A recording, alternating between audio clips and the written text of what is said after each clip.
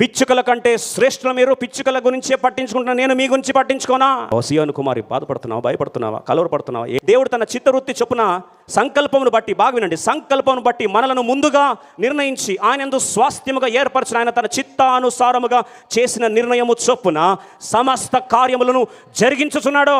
దేవుని చిత్తానుసారంగా నీ జీవితంలో ఏది ఇవ్వాలో దేవుడు ప్రతి ఒక్కటి జరిగించుకుంటాడు. His purposes will never fail. If he has planned a will for you, he will also pay your bill. If he has given a vision, he will take care of the provision.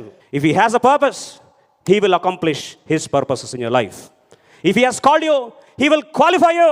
యెషయా 46:10 భవిష్యత్తు ఏమైపోతుందో ఆలోచిస్తున్నావు ప్రియ సోదరి సోదరు. 10:11 ప్రభు రాస్తూ అంటాడు, ఆరంభంలోని అంతం ఎరిగిన దేవుడు, నా ఆలోచన నిలుచుననియు, నా చిత్తం అంతా నెరవేర్చుకున్నదనయు చెప్పుకొనొచ్చు. ఆది నుండి నేనే కలగబో వాటిని తెలియజేయుచున్నాను, పూర్వకాలం నుండి నేనే ఇంకా జరగని వాటిని తెలియజేయుచున్నాను.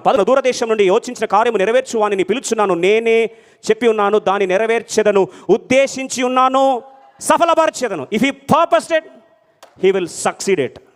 ఒకవేళ దేవుడు ఉద్దేశించుంటే నీ జీవితంలో, దాన్ని ప్రపంచంలో 100 శక్తులు అడ్డుపడ్డా ఆయన ఉద్దేశాలని ఎవరు నీరు గార్చలేరు. అది తెలుసుకుంటే ఎలా ఉండాలి? ధైర్యంగా ఉండాలి.